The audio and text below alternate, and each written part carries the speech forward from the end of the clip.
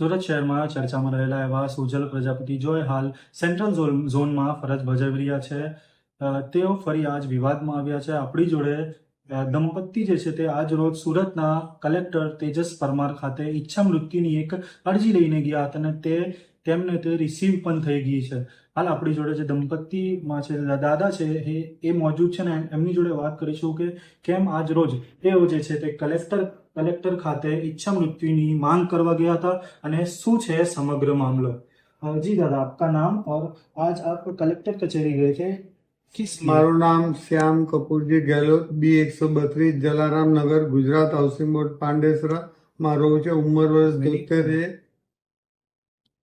મારા આજથી લગભગ 7/11/2016 ના રોજ મારો પૂરો પાવાગઢથી દર્શન કરીને આવતી પહેરે પૂરો પરિવાર એક્સિડન્ટમાં ઓફ થઈ ગયો.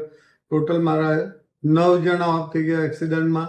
ત્યાર પછી એ એક્સિડન્ટ પતી ગયા પછી શૈતાનસિંહ રતનસિંહ રાઠોડ મારે ગળે પડી ગયો કે તમારા છોકરાનો હું પાર્ટનર હતો ને હું પૈસા લેવા કાઢી દીધી. ભાઈ પાર્ટનરશીપ હોય તો બતાવ, કંઈ લેવડ દેવડ થઈ ગયો હોય, મારું મકાન વેચીને બી તને પૈસા આપ્યું તો ખોટા ખોટા માથાભારી માણસો મારા પાસે લખાણ નથી, હું પૈસા કઢાવીને દઈશ. પછી એને શું કર્યું કે મારા વિરોધમાં એને એક તો એના હાથે મળેલો છે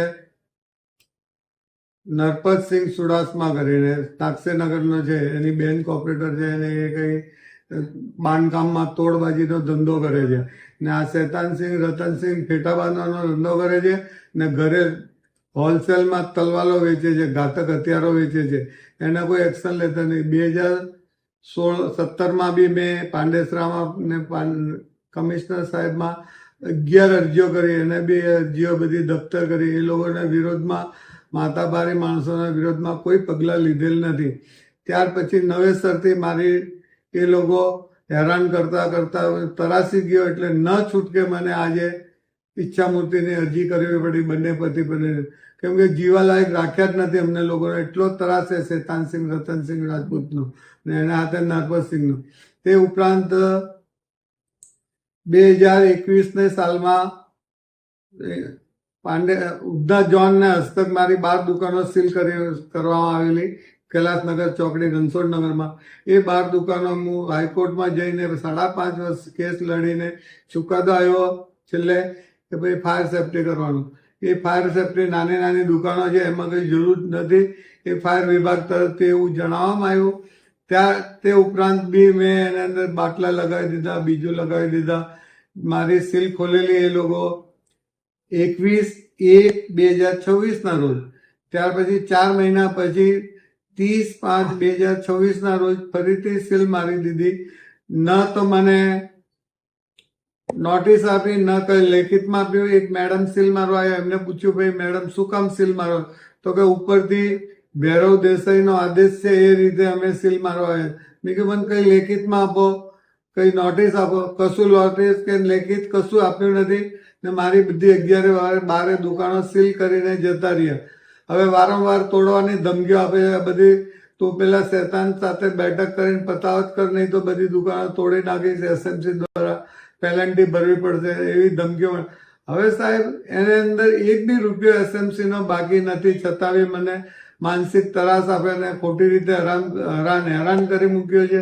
છેલ્લા 9 વર્ષથી હું હેરાન થઉં છું. ન છૂટકે મને ઈચ્છામૂર્તિનો આ અરજી કરવી પડી. જી, બીજી વસ્તુ એમ કે ભૈરવ દેસાઈની મુલાકાતે તમે ગયા હતા, એમના દ્વારા તમે એમની મુલાકાત કરી કે એમનું શું કહેવું છે, શેના માટે દુકાનો જે છે તે સીલ કરવામાં આવી છે? હું કમિશનર સાહેબ પાસે ગયો તો નાગાર્જુન કમિશનર સાહેબ પાસે, ત્યાંથી મને મોકલ્યો કે ભૈરવ દેસાઈને જઈને મળજે ઉધના ઝોનમાં. તો ભૈરવ દેસાઈ પાસે જેવા તો તે મને કેબિનમાં નહીં આવ્યો, જા તું મારા પાસે આવવાનું તારે જરૂર નથી. બંને પતિ પત્નીને એક કંઈ સાંભળ્યા વગર કાઢી મૂક્યા. 2 વાર ગયા 2 વાર કંઈ સાંભળ્યા નહીં ને અંદર આવાજ નહીં દે ચેમ્બરમાં કે વાત બી નહીં કરે મારા હાથે. પહેલાં કે તું શેતાન હાથે બેઠક કર. હું કયા હિસાબે બેઠક કરું? મેં કહ્યું ભાઈ એને કંઈ લેવડ દેવડ હોય તો મને લખાણ બતાવે, મારા છોકરાએ કંઈ પૈસા લીધેલા હોય તો કોઈ એને પાસે ચેક હોય તો એ બતાવે, કંઈ ભાગીદાર કરાર હોય તો એ બતાવે. કોઈ એક બી 10 પૈસાનો લખાણ વગર ખોટી રીતે મને એસએમસી દ્વારા મારી દુકાનો સીલ કરીને મારી પૈસા કઢાવવા માંગે છે, તોડબાજી કરવા માંગે છે. આ શૈતાનસિંહ રતનસિંહ રાઠોડ આગળ બી કોઈ રાજઘરાણાવાળા ભાઈ હતા, એમને પાસેથી 9 લાખ રૂપિયા કઢાવેલા આવી રીતે. એટલે એને મૂળે લોહી લાગેલું છે, ખોટી રીતે પૈસા કઢાવવાની આદત છે. ને એને સાથે નરપતસિંહ ચુડાસમા મળેલા છે. એ બંને જણોનું એસએમસી વાળા સાંભળે છે, મારું સિનિયર સિટીઝનના કોઈ સાંભળતા નથી. એટલે ન છૂટકે મને તરાસી ગયો છે આ એસએમસી વાળાને શેતાનસિંહને લીધે. એટલે આ ઈચ્છામૂર્તિની અરજી કરીને આજે મને જે બી સરકાર નિર્ણય આવ્યો છે તે હું માન્ય રાખું છું. જેટલા પણ બે ઇસમો છે, એક તમે કીધું ચુડાસમા કરીને જે છે, બીજો જે શેતાનસિંહ કરીને છે, તે તમારા સંપર્કમાં છે કે કઈ પ્રકારે તમારું એમનાથી વાતચીત થાય કે એ જણાવજો જરૂર. એ જુદા જુદા માથાભારી માણસો મોકલે છે, મારા હાથે વાત કરે પેલા જુદા જુદા માણસો કે ભાઈ શેતાનનું જે હોય તે પતાવો, નહીં તો પછી તમને અહીંયા જીવાનું ભારે કરી દઈશું. ને સાહેબ જીવાનું ભારે કરી જ દીધું છે. એ લોકો કઈ બાકી નથી રાખ્યો. 9 વર્ષથી મારા બાળકો ગયા ત્યારથી મને એ લોકો શેતાનસિંહ, રતનસિંહ રાઠોડ માનસિક રીતે ત્રાસ આપે છે, માનસિક રીતે હેરાન કરે છે. હેરાન કરી મૂકે એટલે નહીં છૂટકે. એ લોકો મારે એના કરતા અમે પતિ પત્ની બંને જણા ઈચ્છામૃત્યુની અરજી કરી. હાલ તંત્રથી આપ શું માંગશો, કયા પ્રકારનું ન્યાય માંગશો, શું કહેશો કે ભૈરવ દેસાઈ જે હાલના કાર્યપાલક એન્જિનિયર તરીકે ફરજ બજાવે છે સાઉથ ઝોનમાં, અને આની પહેલા જે સુજલ પ્રજાપતિ જે હતા તેઓ હતો, તો શું લાગી રહ્યું છે આ બધા મળીને કશે ના કશે જે તમારી દુકાનો છે તે પચાવી પાડવાનું ષડયંત્ર રચે છે કે શું કહેશો? આ લોકોને પચાવી પાડવાની દાનત છે સાહેબ. સિનિયર સિટીઝન ને બંને પતિ પત્નીને ખોટી રીતે હેરાન કરે. 1 બી રૂપિયો એસએમસી નો બાકી નથી. મારે પતિ પત્નીના નામથી 2006 થી મિલકત લીધેલી છે. આજથી 20-22 વર્ષ પહેલા ખરીદ કરેલી છે. સોસાયટીને રણછોડનગર સોસાયટી 2080માં પ્લોટિંગ થયેલા. ત્યાર પછી આજે 45 વર્ષ પહેલા પ્લોટિંગ થયેલા.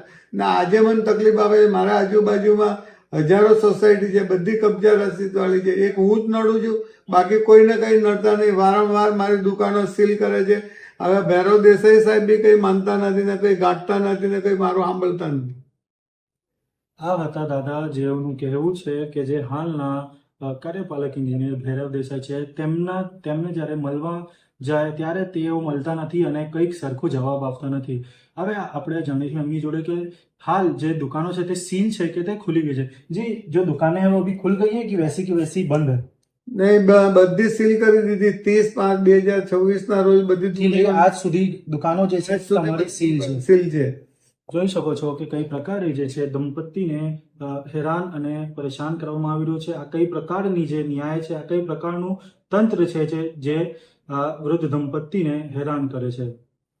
આવા જ સમાચાર જોવા માટે જોતા રહો નવજીવન ન્યૂઝ. સુરતથી સાર્થક પટેલની રિપોર્ટ.